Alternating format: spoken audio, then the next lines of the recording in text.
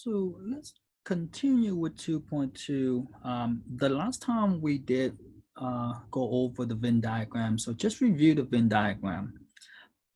So there are two items in terms of the Venn diagram, which is the universal set, which is a set contain every item in our example. So the rectangular is our universal set. The A circle or the circle, the red circle is the set A, which is the item inside a set A, right? And there are only three definitions that we have to go over, which is reminder, the complement set, which is A prime, which is again A prime, this item right here, is basically tell you that the item outside of A, or the item not in A, but is in the universal set, right? The other two items we have, which is the intersection of set, which is the symbolic we have is the upside down U, and the union of set, which is the right side U. So you will see from here on, whenever we talk about the intersection of set, I refer to the word and it's very inclusive, meaning it's have to be in both set A and set B. And when I mention about the union, which is we refer to the word or, which is in either one or the other or in both. Okay, so let's take a look at this item in detail. So there are four figures or four Venn diagram that you will see.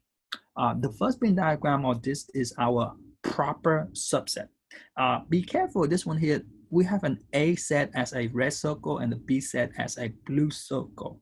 So we say that B is a proper subset of A because everything in B is inside A, right? So this is a proper subset. B is a proper subset of A, meaning A contain whatever B have. The second, which is this is the most common that we will see, which is a intersection of set. And like I mentioned, the intersection of set, we have set A red circle, set B, a blue circle, and the intersection meaning A intersection B, which is there are something that in common between A and B, right? The intersection set, which is we will see that a lot. The other two, which is a disjoint set, and a disjoint set, just like the name, they are disjoint, meaning again, A and B do not have anything in common. The only thing they have in common is an empty set. And reminder, the empty set is nothing at all. A set contains nothing at all, right?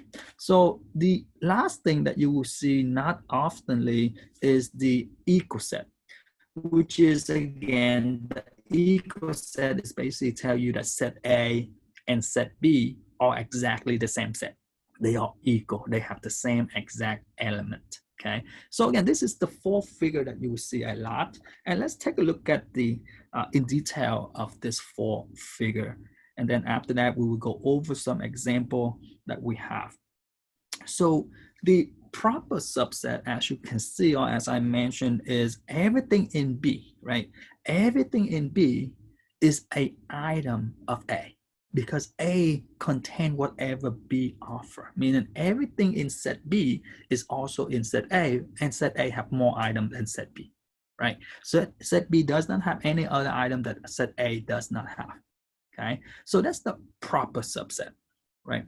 Now, looking at this thing here, which is, this is the intersection of set.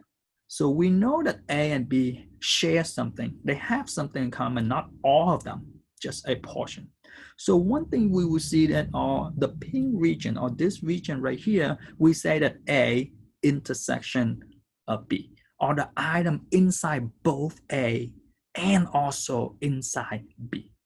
Okay, that's the intersection of B, or that's the symbolic of A upside down U, B, right? A intersection B. And if you look at the red item or this red region, this is what we say A intersection B prime, or in English, the item inside A and or but outside of B, right? The item, the region that inside A but outside of B. A intersection B prime.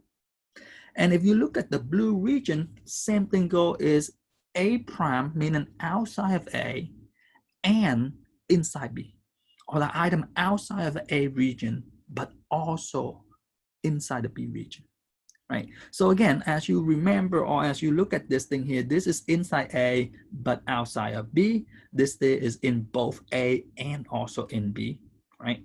And again, inside A, outside B, and outside A, inside B. And lastly, this thing here, the last region, the orange or the yellow region is the item that outside of A or B, meaning it's neither in A, none is in B, right? It's the region outside of A or B, okay?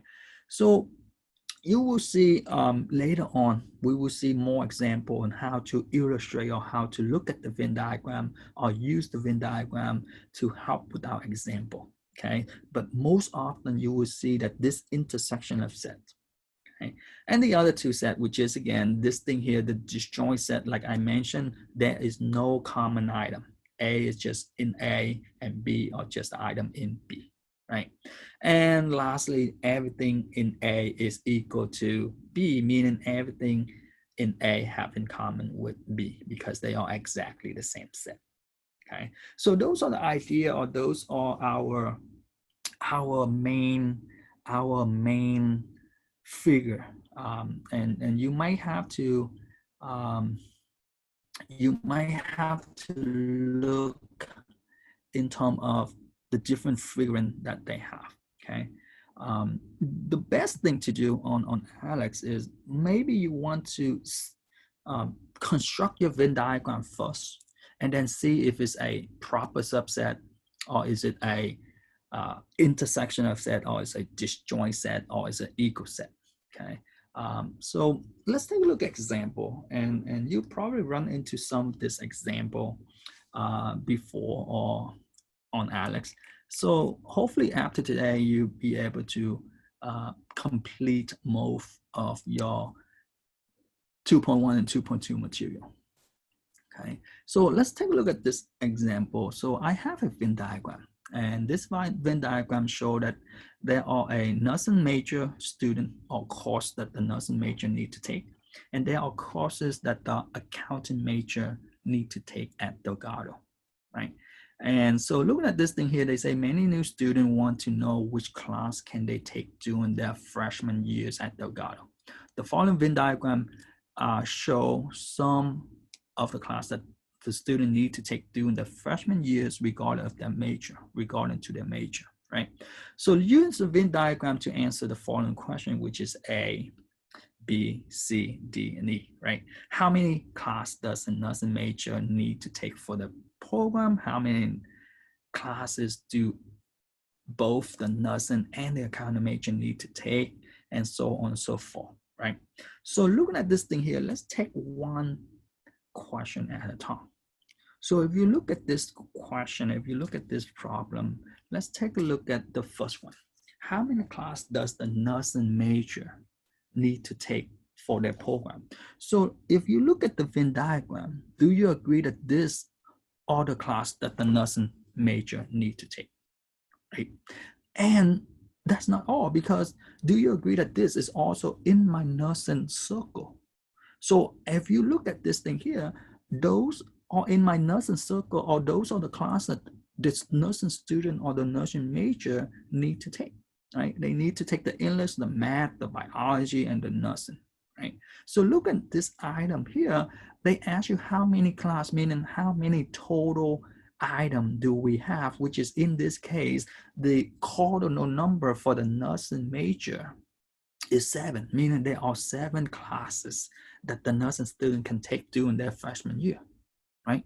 So if you look at this item, unless they ask you to list them out, then you list each individual item out. But this one here, they ask you how many classes, which is in this case, there are 7 different classes that the student can take, right? And if you look at the second question, they ask you how many do both the nursing and the accounting major need to take.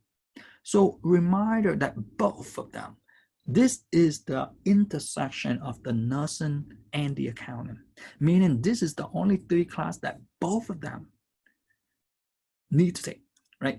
Again, all of the class in the nursing and accountant need to take, but not all the class the nurse need to take, right? The nurse doesn't need to take the accountant, the business, the management, the economy, right? Econ, right? And the accountant, on the other hand, doesn't need to take the nursing major. So again, the only thing that both of them need is in the center here, which is in this item. There are three classes that both of them, the nurse and the accountant major, need to take. The three common classes that the two major have to take, or the intersection of the two, right? And see how many classes do an accounting major need to take, but the nursing major do not need to take it. So if you look at this thing here, which is again, how many class does the accountant, which is, do you agree that this are the class that accounting major need to take?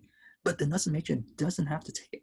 Well, if they want to take for fun, they can, but it doesn't count towards their degree, right? So looking at this thing here, how many classes are there, which is in this case, there are 5 different classes. This is the class that the accounting major need to take just for accounting major, right? The nursing major doesn't need to take this class, okay? And go to the next one here, which is how many class do neither of the nursing major, none, the accounting major need to take, right? So again, how many class are neither one of them need to take, which is again, as you can see, the item outside of the nursing and outside of the accountant, those are the items that neither one of them, neither one, none the other have to take, which is there are 2, which is electrician 101 and cosmology 111, right? So again, looking at this thing here, neither nursing, none accountant, which is there are 2 classes. And lastly, they ask you to use the roster method, right? Use the roster method to list the class that the nursing major need to take, but not the accounting major. So remember, the nursing major is this item here, but not accounting. We cannot put in the English, the math 120 and the math 130, because those items the accounting major needs to take it too. So the only class that the nursing need, but not the accountant, is this item. But this time, instead of ask you how many class, they ask you to list them out. And if they ask you to list them out, you have to list them out, which is the roster method. Reminder is just a bracket. List each individual class, right? We have a biology 251, biology 253, nursing 113, and nursing 117, which is, those are the 4 classes based on this Venn diagram. Those are the 4 classes that the nursing major take, but account doesn't, the major does not need to take it. Okay, so again, one thing about this class, as I mentioned to you guys, is a lot of wording, right? One word can make it different, and make sure that if they say both, it have to be shared on both of them. If they say neither one, none the other, neither none, which is not both, right? None of them. Okay, so those are the idea of this kind of question here. And let's take a look at the next example. And you can always go back to the video or look at the slide and ask yourself. The next thing that you probably encounter already is ask you, how can you shade the region, right? How can you go in and shade in the corresponding region? Which is, for instance, again, now instead of writing in English, they give it you in a symbolic, right? So looking at this A, B, C, D, and E, the best way to do this, the best way to do this is make sure you know your symbolic, you understand what they ask you, right? So for A, they ask you A union K, I mean, not A, J union K, right? So if you read this thing here, this is what they ask you, or basically this is what English language say. Go in here and shade the region inside a K or inside a K. So what region considered the J region and what region considered a K region? So do you agree that this is my K region? This is the item inside my J. And also this is the item inside my K, right? So either one or the other, okay? The union is very flexible. It's either in one or in the other. J union K, which is J or K. So these two items, but don't forget, even though they are common or even though they intersect, it's still in my K region or it's still in my J region. So looking at this thing here, all of my shaded region right here, this is the region that is either in the K or in a J, right? So looking at this item, those are the only region that you shade. The only region that you shade is the J region, which is J circle, or a K circle. And if they happen to overlap, that's fine because of the union is either one or the other. And if they are in both, that's perfectly fine. Okay, they don't mention anything about not in both. So as long as they're in one, you have to include it. Okay, and that's the difference between the union versus the intersection. For B, they ask you J intersection K prime. Okay, if you read in symbolic, that's what they ask you is J intersection K prime, or the complement of K. But if you read it, if you translate to English, it's basically shape me the region in K and not in K, in J and not in K. Okay, maybe next time I make a different letter, but again, in J, but not in K. So do you agree that this is the item? So one thing I want to point out first is you always want to do your complement first. Okay, you always want to do your complement first, which is the complement or K prime. If you look at K prime, do you agree that this is the item outside of K? K prime. This is the item that outside of K. Now, of those two regions, which of that region in K? That's the question is, I want to find the region outside of K, but inside J. So if you look at this thing here, this is the only region that is outside of K, but inside J, or inside J, but outside of K, right? Again, I agree with you that outside, our layer one is outside of K, but because of the intersection, ladies and gentlemen, the intersection is have to be inside of both. It have to be outside of K and in J, which is in this case, this is the only region that we have. Okay, so similarly, looking at this thing here, we have the complement of the whole thing, which is the complement of J union K. So then what is in J or in K, but the complement of that? Or in another word is what is outside of J or K, or what is in neither J, none in K. So if you look at this thing here, if you look at C and A, you can see that inside my parenthesis, and just like any math, we want to work inside a parenthesis. Inside my parenthesis is basically A, right? A is J union K, which is, do you agree that that is what we have is J union K? What is in J or in K? But now they turn around and they say, I want the complement of that. I want the region that you did not shade it, which is the complement of this thing here, which is that item, which is those are the only thing that outside of J, none, right? The item neither in J, none in K. So the region outside of K or J, okay?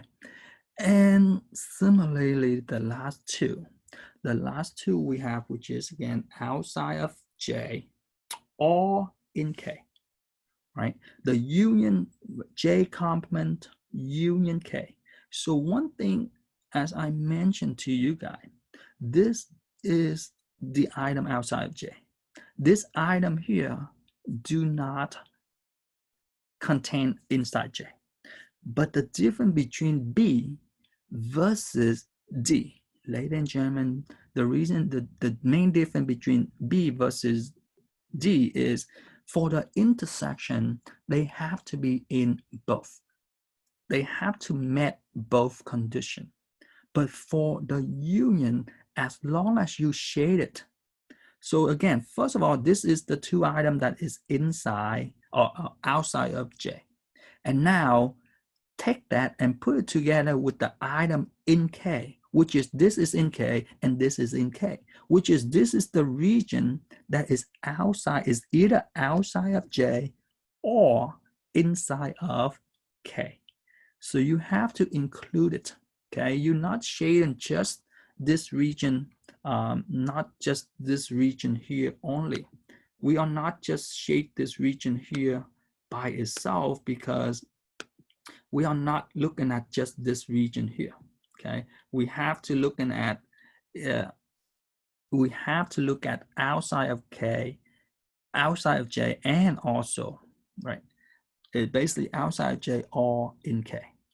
So not just this region. This region is outside of J and also in K, okay? But in K or in that sense. And let's take a look at the last item we have here, which is we're looking for the complement of J and K, or in short, or in another word, this is what they ask you is find the region, shade the region outside of the J and K region, right? So if you look at this thing here, which is again, this is the J and K region. This is where J intersection with K. If you look at the parenthesis, that's what they have is J intersection K. But now they turn around, they say, I don't want that region. I want the complement of that region. I want the complement of this parenthesis. The complement of this parenthesis is basically whatever that region that you shaded, throw it away, right? Whatever the region that you shaded, throw it away and give me the complement, which is the leftover, the complement is just all everything except the intersection region. Okay, so again, this is what you need to shade in the center of your problem, which is because of the complement. We have to shade. Basically, I tell my students just throw the region that you're looking for. If there's a complement, we throw it away. We shade the rest. Okay, and the intersection. The intersection is where do they overlap? The union, you just add them on, okay? So look over this thing here, read over your textbook example, and then you can practice more on your Alex. Question. And if you look at the next thing we have, which is lastly, well, second to last, I have this example here, and you probably saw this example on Alex too, right? They give you a list of items. So looking at this data or information they give you, Delgado Tutor Center have 10 tutors. They can tutor either Math 120 or Math 203. Here are the name of all tutor and their which class that they can tutor, right? So looking at this thing here, they have John can tutor both Math 120 and Math 203. Bill and Mary can tutor Math 120, but not Math 203. Susan, Jan, Bob, Rashawn can tutor Math 203, but not Math 120. Tyler, Keisha, and Sofan can tutor neither Math 120, none, Math 203. And then they ask you to list, well, using the roster method to list, right? List the tutor who can tutor Math 120 and vice versa, the rest, right? So look at this thing here, the easiest way to do this, ladies and gentlemen, instead of instead of trying to do your deduction reasoning, try to break down of which class, the easiest way to do this is construct your Venn diagram. Construct your Venn diagram and ask yourself, because looking at the Venn diagram is easier than try to do the reasoning deduction of reasoning in terms of this thing here. So if you have this, which is, let's see if we can construct this Venn diagram. So simply, I have two classes. I have Math 120 and Math 203. And if you look at the information, they ask you, John can tutor both. What does it mean, both? Well, both meaning that he can tutor Math 120 and also he can tutor Math 203, which is he is in the intersection of that item, right? He is in the middle of that item, right? And again, secondly, they ask you, Bill and Mary can tutor Math 120, but not Math 203. What does it mean, but not? Well, do you agree that Bill and Mary can only be on this side of the circle? He and Bill and Mary can only be in the Math 120 circle and not in the Math 203 circle. Second thing they tell, or the third thing they tell us is Susan, Jan, Bob, and Rashawn can tutor Math 203, but not Math 120. So if you do this thing here, which is again, similarly, Susan, Jan, Bob, and Rashawn can only be inside the 203 circle, but not in the 120 circle. And lastly, they tell you Taylor, Kishan, and Sofan can tutor neither. So neither none meaning again, they can only tutor something else, right? Math 097, Math 130, calculus, anything else beside the two classes that they have here, which is 120 and 203. So make sure, this is the easiest way to do is look at the information, analyze your information, look at your information and see if you can deduct them, put them in the Venn diagram. Because once you put them in the Venn diagram, now they just ask you to list all the tutor who can tutor Math 120. Do you agree that this is my Math 120 circle? And whoever in this circle, disregard if they can tutor 203, I don't care. As long as they can tutor 120, they are in my 120 set. Which is, again, do you agree that 120 would be Bill, Mary, and John? And I agree with you. John can tutor 203, but he can also tutor 120. So as long as he can tutor one, he are in my 120 student, right? 120 tutor, right? So similarly, they ask you list off the tutor who can tutor Math 203, which is again 203. This is my 203 circle. All I do is I take James, Susan, Bob, Rashawn, and add together with John, because once again, John special, right? He know both class. He know how to tutor both Math 120 and Math 203. So he in the two set. He is the intersection of the two. He is the one that have in common, right? So looking at this thing here, that's the idea here, ladies and gentlemen. How can we took this information, right? How can we took this information they give us? How can we take this information they give us, this information here? How can we take each of this information and break it down in the Venn diagram? And if you can break it down in the Venn diagram, if you can take it and put in the Venn diagram, answer this question, very easy, right? And if instead of ask you to list them, they ask you how many people, you will say 3, right? Bill, Mary, John, 3 people. Susan, Jam, Bob, Rashawn, John, 5 people, right? And again, list all of the tutor who cannot tutor Math 120. Well, these are the people that outside of the 120 circle, right? The complement of 120, right?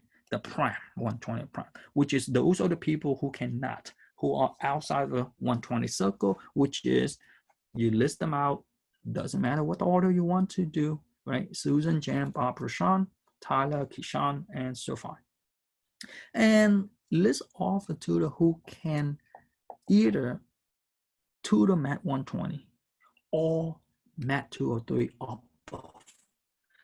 which is, again, if you look at this thing here, these are the people who can either one or the other or both, right? So inside here, this is the union of 120 or 203. The union, just take the two items and unite them, add them together. So again, these are the people, if you list them out, these are the people that can tutor either one or the other. And John is the special case. He can tutor both subject.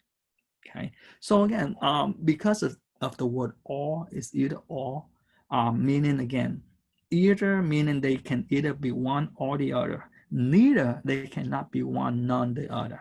Okay. So either and neither. So looking at this thing here, like I mentioned to you guys, the hardest part of this class, is how can you take the information that they give you and analyze them and break it down in the way that you can understand your definition and apply to the problem.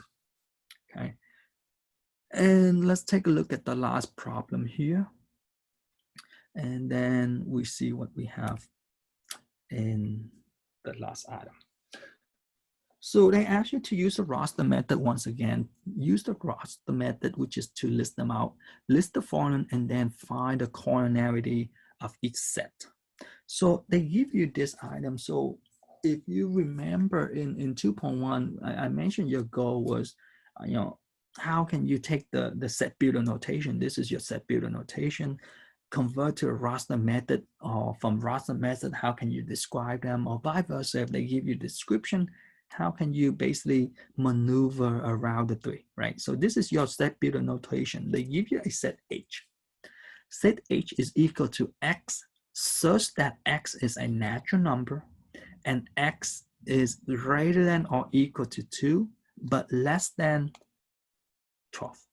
So one thing I want to point out, ladies and gentlemen, is if you remember this, if there is an equal sign, if there's an equal sign, what do? We include the endpoint. Whatever this endpoint, we include it, okay? If there is no equal sign, if there's no equal sign, we do not include the endpoint. So we're looking for X that is bigger than 2, but smaller than 12. So what number is in my set H? So in my set H, I have 2. Because it's equal to 2, I can choose 2, 3, 4, 5, 6, 7, 8, 9, 10, and 11. Those are the number that is bigger than 2, but smaller than 12, right? So those are my item here. And one most important thing is basically if there's an equal sign, if there's an equal sign, we include an endpoint. If there is no equal sign, we do not include an endpoint. And again, the cardinality, basically the cardinality, if you remember, they just ask you how many elements is inside H. What is N of H? So again, in this case, N of H, there are 10 different elements. There are 10 individual elements, right? Similarly, if you look at P, they give you P. Instead, write it out. If you remember this symbolic, right? P, the set we call P is equal to Y, which is the dummy variable, such that Y belong in a natural number. Is basically say Y is a natural number. And Y is less than 20. Less than 20. I did it wrong. Give me 1 second here. Less is, let me change this to, let me change it to greater than.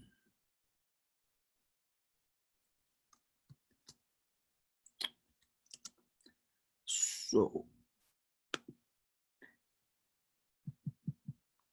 let's do Y is greater than or equal to greater than 20.